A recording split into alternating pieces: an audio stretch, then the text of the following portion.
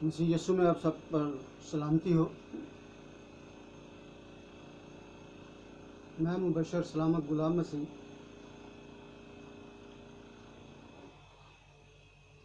कुछ दिनों के बाद आपसे मुखातिब हूँ। आज हम खुदावंद के कलाम में से सीखेंगे अपनी नसीहत के लिए, अपनी तरक्की के लिए। इससे पहले हम दुआ करें। मेहरबान जिंदा आसमानी खुदावंद, तेरे पाक रूह को मांगता हूँ, इल्तिजा करता हूँ कि तू पूरी मदद और रहनुमाई फरमा। तेरी सोचें, तेरे ख़यालात जब तेरे लोगों तक पहुँचे तो बरकत पाएँ और तेरे नाम को इज़्ज़त और जलाल मिले। ये सब कुछ तेरे ही नाम से मांग लेता हूँ, आमीन। आज का हवाला पढ़ेंगे रोमियो 2 बाब, उसकी पहली आयत से 3 आयत तक। बस ऐ इल्ज़ाम लगाने वाले, तू कोई क्यों ना हो, तेरे पास कोई उज़र नहीं, क्योंकि जिस बात का तू दूसरे पर इल्ज़ाम लगाता है उसी का तू अपने आप को मुजरम ठहराता है। इसलिए कि तू जो इल्ज़ाम लगाता है खुद वही काम करता है, और हम जानते हैं कि ऐसे काम करने वालों की अदालत खुदा की तरफ से हक़ के मुताबिक होती है।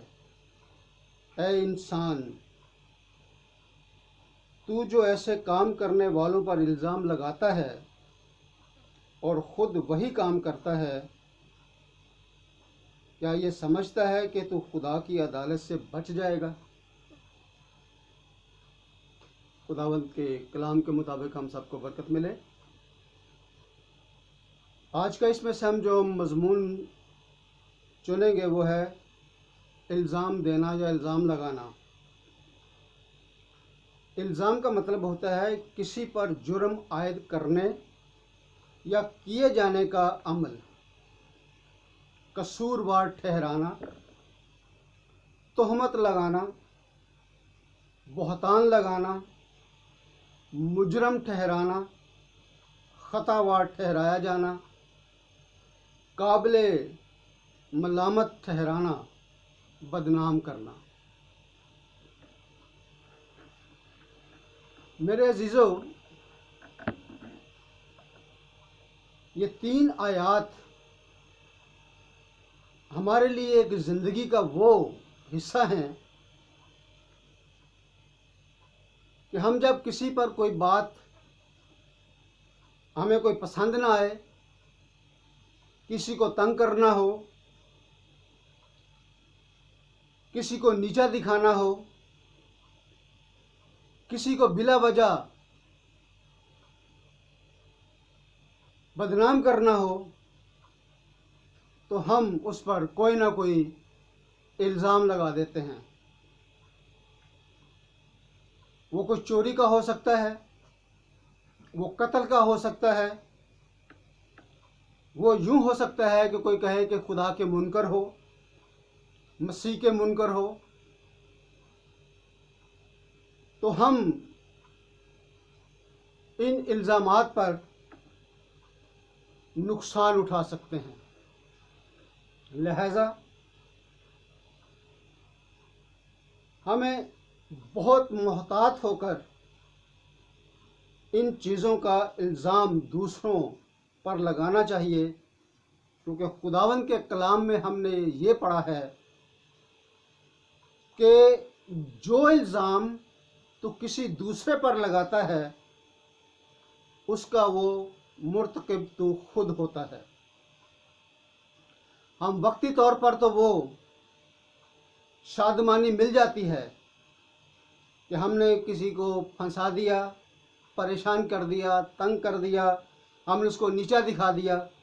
लेकिन खुदावंद का कलाम हमें ये सिखाता है कि तेरी सोच उस वक्त वो नहीं है कि जो खुदावंद का कलाम तुझे सिखाने के लिए इस वक्त मौजूद है। क्या कि तू दूसरों पर इल्ज़ाम लगाता है, लेकिन खुदावंद का कलाम कहता है कि क्या तू खुदा की अदालत से बच जाएगा? हरगिज़ नहीं, ऐसा बिल्कुल नहीं होगा। क्योंकि दूसरों की ऐबजोई करना, दूसरों पर इल्ज़ाम लगाना आसान है। मुकद्दस पौलुस रसूल हम सबको यूँ याद दिलाता है कि लोग दूसरों के गुनाहों की निशानदही करते हैं, उनकी कमियों को सामने लाते हैं, तेज़ी दिखाते हैं, इस काम में बढ़ चढ़कर हिस्सा लेते हैं और ख़ुद भी वो वही काम कर रहे होते हैं जो दूसरों पर इल्ज़ाम लगा रहे होते हैं। सवाल है कि क्या अंधा अंधे को राह दिखा सकता है? जवाब है हरगिज़ नहीं। अब इसका जवाब हम अगर लूका 6 बाब और उसकी 39 आयत में पढ़े तो लिखा है, और उसने उनसे एक तमसील भी कही कि क्या अंधे को अंधा राह दिखा सकता है? क्या दोनों गड्ढे में न गिरेंगे?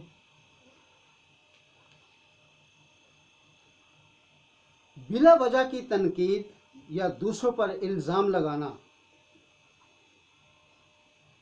जब कोई किसी को ये कहता है कि तू झूठा है और वो शख्स अपने अंदर नहीं झांकता, क्योंकि उसको ये नहीं पता कि वो खुद कितना झूठा है। मतलब दूसरों पर इल्ज़ाम लगाने वाला शरीर है, उसने अपने अंदर तकब्बुर और गरूर को रखा है। इसके लिए इमसाल 5वां बाब और उसकी 22वीं आयत में है, शरीर को उसी की बदकारी पकड़ेगी और वो अपने ही गुनाह की रस्सियों से जकड़ा जाएगा। अपने ही गुनाह की रस्सियों से जकड़ा जाएगा। वो अपने अंदर नहीं झांकता कि मैं कितना बड़ा गुनहगार हूँ, लेकिन दूसरों पर इल्ज़ामात देने के लिए शाना बिशाना रहता है। इंसान जब दूसरों पर इल्ज़ाम लगाता है तो वो भूल जाता है कि मेरे अंदर कितनी कमियां मौजूद हैं। यीशु मसीह पर इल्ज़ाम लगाने की कोशिश, यूहन्ना 8वां बाब और उसकी 6 आयत, उन्होंने उसे आजमाने के लिए ये कहा ताकि उस पर इल्ज़ाम लगाने का सबब निकालें, मगर यीशु झुककर उंगली से ज़मीन पर लिखने लगा। यहाँ ये आयत है, लेकिन इसके पीछे एक कहानी है। एक जानी औरत को खुदावंद यीशु मसीह के पास लाते हैं कि उसे संसार करें।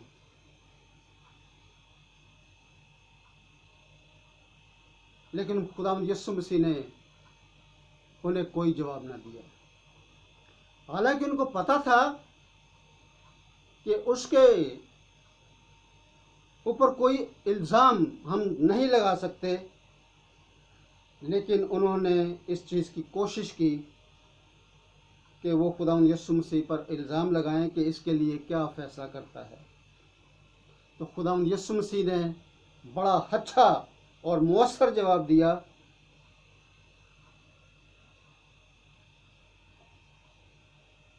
कि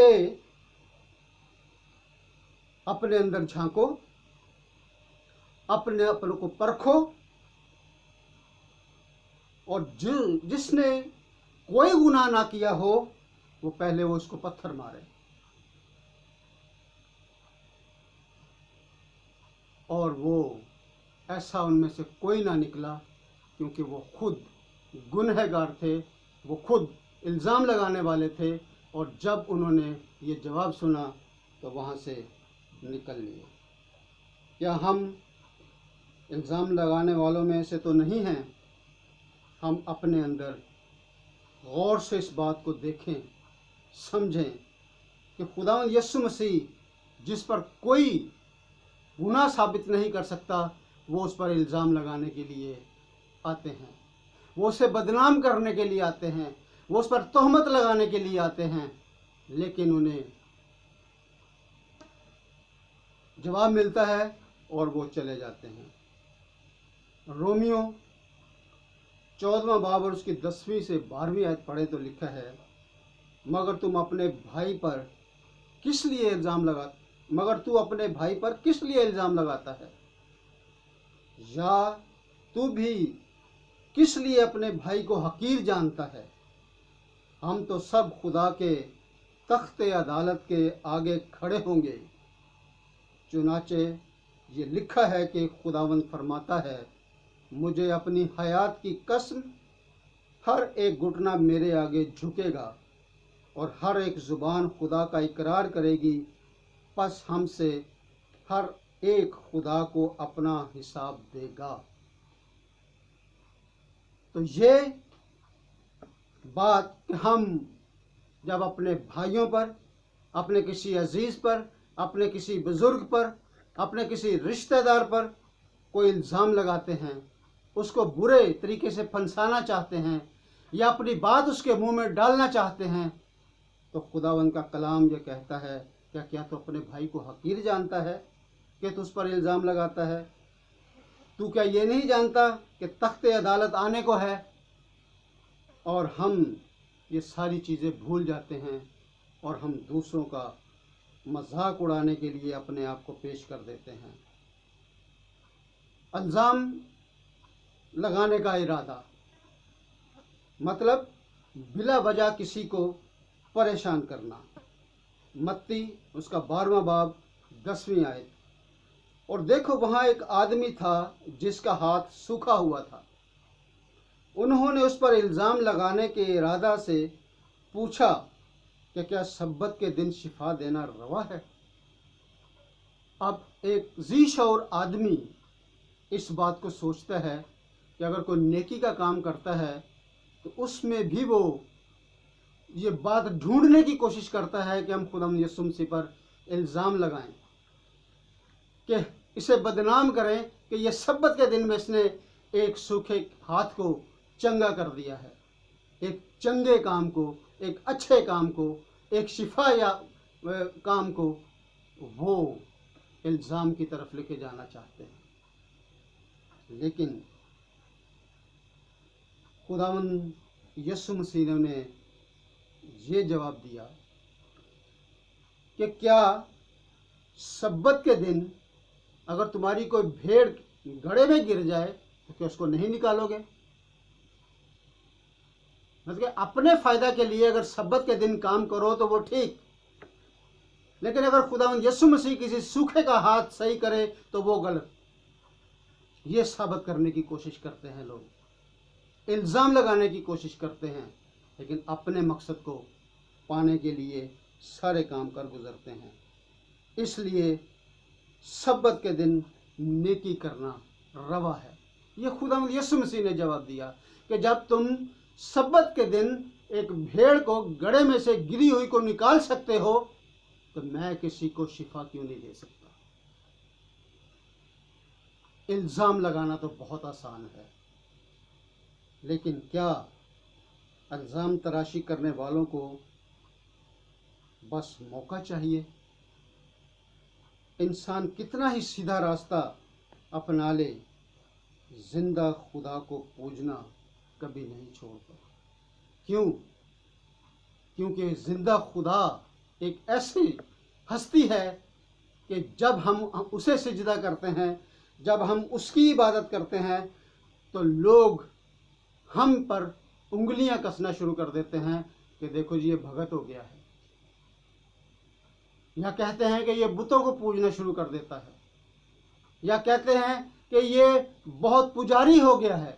मुख्तलिफ किस्म की बातें करते हैं, इल्ज़ामात लगाने की बातें करते हैं, तानाज़नी करते हैं कि ये तो बस अब 24 घंटे दुआएं करने वाले लोग। क्यों? क्योंकि हम जो लोग हैं, हम जो इंसान हैं, इस जहान के खुदा ने हमारी आंखों को, हमारी अक्लों को बंद कर रखा है। कोई हमें कितना भी मजबूर करे कि हम अपने खुदा का इनकार करें या इनकार करो, तो ऐसा नहीं करना चाहिए और ना करने की ज़रूरत है। अपने ईमान को मजबूत रखें और इन इल्ज़ामात की बुनियाद पर हम खुदा को ना भूल जाएं, हम खुदा को ना छोड़ें, बल्कि खुदावंद यीशु मसीह को हम याद रखें। पहला यूहन्ना 3 बाब 21वीं आयत में, ऐ अजीज़ो, जब हमारा दिल हमें इल्ज़ाम नहीं देता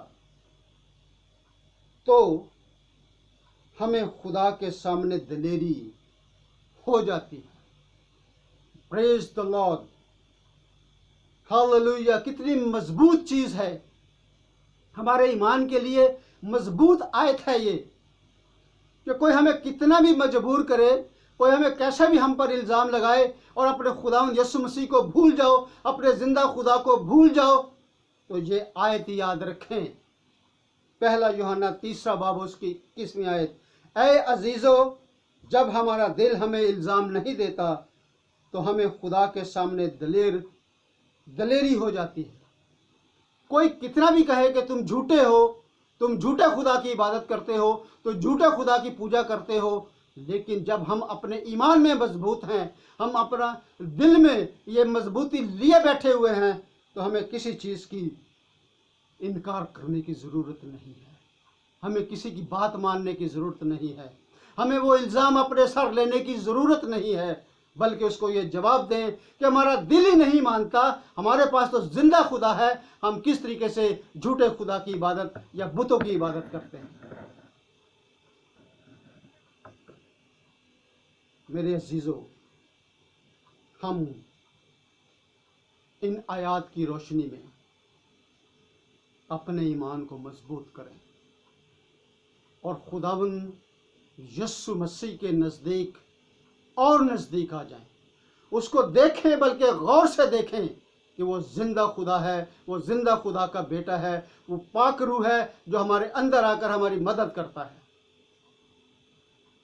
और हम वो सारे इल्ज़ामात, वो लोग जो अब उसके खून खरीदों को बदनाम करना चाहते हैं, तोहमत लगाना चाहते हैं, उन्हें बदनाम करना चाहते हैं और हर तरह की कमी उनमें ढूंढना चाहते हैं, लेकिन उन्हें ये पता नहीं, वो अपना आप भूल जाते हैं कि हम उनसे ज़्यादा गुनाहगार लोग हैं। हमें भी जिंदा खुदा को पहचानने की ज़रूरत है, यीशु मसीह के पास आने की ज़रूरत है, अपने गुनाहों को धोने की ज़रूरत है। आए, बल्कि हम उनको भी दावत दें कि जो हमें इल्ज़ाम देते हैं, हम उन्हें प्यार और मोहब्बत के साथ खुदावंद यीशु मसीह के पास आने की दावत दें कि वो इस बात के लिए राज़ी हो जाएं कि वाकई तुम ज़िंदा खुदा को मानते हो, ज़िंदा यीशु को मानते हो, और हम उसी ज़िंदा खुदा की इबादत करते हैं। हम आज के इस पैगाम से बड़ी बरकत हासिल करें, गौर करें कि जब कोई हमें वर्गलाने की कोशिश करे तो खुदावंद यीशु मसीह को तकते रहें। खुदावंद आप सबको बड़ी बरकत दे। आमीन।